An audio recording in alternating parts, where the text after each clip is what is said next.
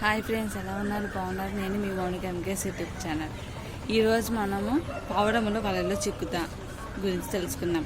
చిత్రగ్రీవుడు చెప్పినది బాగున్నదని కొన్ని పావురములు అంగీకరించినవి, ఇంకొన్ని పావురములకు మాత్రం మనసంతయు నూకల పైన ఉన్నాయి, మనసంతా నూకల పైన ఉన్నాయి అన్నమాట.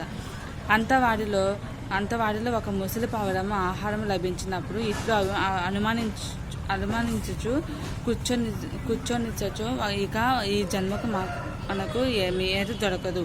అదేనుగాను ఈ చిత్రగ్రీవుడు మనకు రాజా అయినను వయసులో బాగా చిన్నవాడు.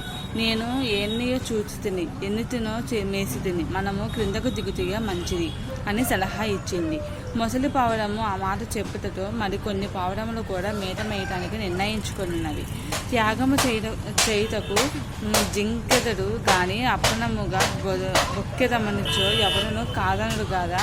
చివరకు పావురములలో ఎక్కువ భాగం మేత మేయటకు నిర్ణయించినవి. అధిక సంఖ్యను గౌరవించవలెను కదా. అందువలన చిత్రగ్రీవుడు కూడా ఆ పావురములతో పాటు మేతకై దిగినాడు. మేత మొదలగుత ఆలస్యముగా ఆ పావురముల కాళ్ళు వలలో ఇరుక్కొని పోనసాగినవి. అంతకంటకు వలబిగియుచున్నది. నచ్చితే లైక్ చేయండి, షేర్ చేయండి, సబ్స్క్రైబ్ చేయండి. బాయ్.